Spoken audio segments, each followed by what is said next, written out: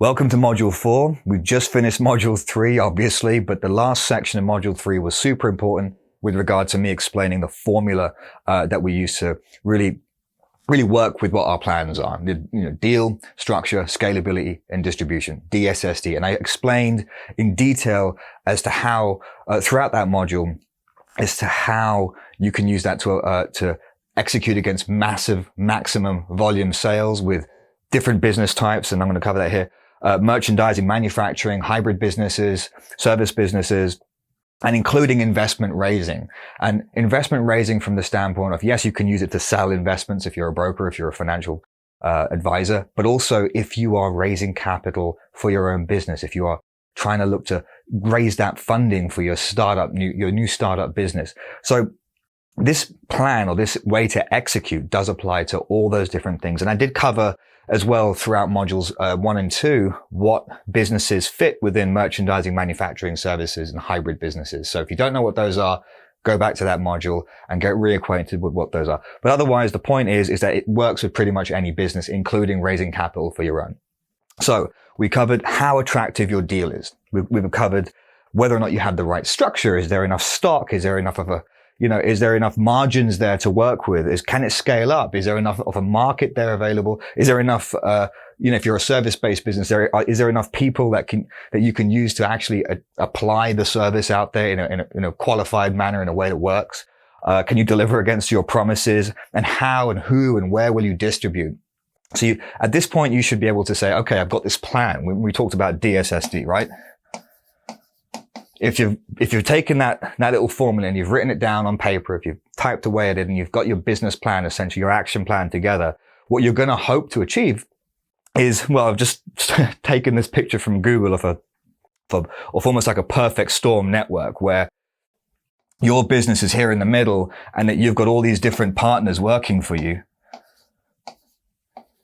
And of course, they're accessing all those different customers, those different clients, all that business is kind of just flowing into you being the center of it. And you're the hub. And that's really what you want to create. That's the whole point of this. By creating the right deal, having the right structure, it can scale and then going out there and distributing in that manner.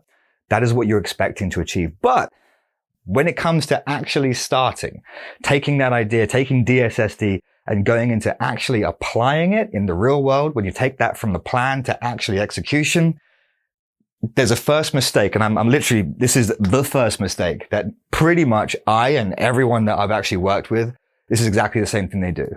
They build out their idea. D. They structured it correctly. They've obsessed over the business idea. They've obsessed on how they can structure the margins and the viability of putting that business to market. They've then looked at how big it can get, whether it's a fad, if it's just a short-term thing, or whether it's a long-term business, or whatever the case may be. They've really figured out how it can scale, how it can produce a return on their investment or anyone's investment. They've really spent a lot of time figuring that out. And then they have their plan for getting distributors. And that's the but, because that's where everyone makes that first mistake. It's that first mistake because here's the thing. When you start, what happens? It's your business. At this point, it's a business plan up until here. It's a business plan up until here. The third letter, DSS. And D is when you actually go and execute, is when you go and distribute. What happens is you start promoting or talking about your business idea. You start, like I did with my own business. When I created my private equity company, I picked my parking business. I like it for this, this XYZ reason. And the first thing I do is anyone who's willing to listen, I will literally chew their ear off. I will tell absolutely everyone, friends, family, business acquaintances, potential customers, absolutely everyone. And what tends to happen is this: people buy into your enthusiasm. They start propping you up mentally, giving you a pat on the back, saying, that's a fantastic idea. This is brilliant. You're going to make millions. And whilst, you might need that, especially in the early stages of this new journey, this new business journey of yours, that's really good for motivation. The truth is what happens next is really bad, because a lot of the time these people start saying to you, hey, how can I be a part of this? How can I help you? How can I become part of this dream of yours? And how much can I get paid out of it? And that's really where things start to go wrong. You start picking the wrong distribution partners to begin with. You really start to look at anyone who's willing especially when you talk about how it's structured, right? And what does structure mean? Well, that's normally where you're going to start talking to them about, let's use green here, money.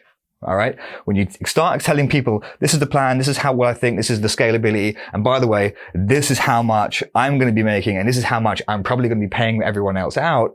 People start to just flock, right? Because they think it's an easy thing and you've done all the hard work. And you end up picking the wrong people to work with you. So the question I pose to you, and I want you to really think about this throughout the remainder of this course, is in regards to picking the right distributors, is what do you think makes a successful distribution model? What motivates your distributors to really be to find the good ones, and B, have them actually be motivated and work with you in the right way? Is it to do with how much you're paying out? Okay. That's a question. How much are you paying out? Is it to do with that? Or is it to do with how easy it is for them to execute against your idea, your plan? Well, I'll give you the quick answer to that. And you'll see this popping up quite a few times as I go through the rest of this module. Yes, it's important. Paying out big money is really good in terms of getting people excited to work with you, because everyone starts to count this fictitious money in their mind. They want to start working with you so they can earn it, right? But the fact is, when you focus on that first, everyone flocks in, but then you end up with a mess of people, a whole bunch of unqualified, irrelevant companies and people who just want to, they're just chasing that money. And that's not where you want to start. So even if you have high commissions and high fees that you're prepared to pay out, keep that back. What you want to focus on is how easy it is for your distribution partners to sell. That's what you want to focus on. It's the ease. It's taking that formula, however complicated it is, but you want it to be plug and play as much as is possible, so that anyone down this chain, even if it takes them a little while to figure out, that they can apply that formula and they will be able to execute and be able to earn whatever money you have set as an available fee. Now, of course, the higher that amount, the more inclined that they are to sell more. But equally, if it's just so easy to sell, they'll probably always sell it anyway. So this is something to consider, and something that I want you to really think about every now and again as I go through the course. And don't worry, I'll prompt you. So I can't wait to start. I'll see you in the next section.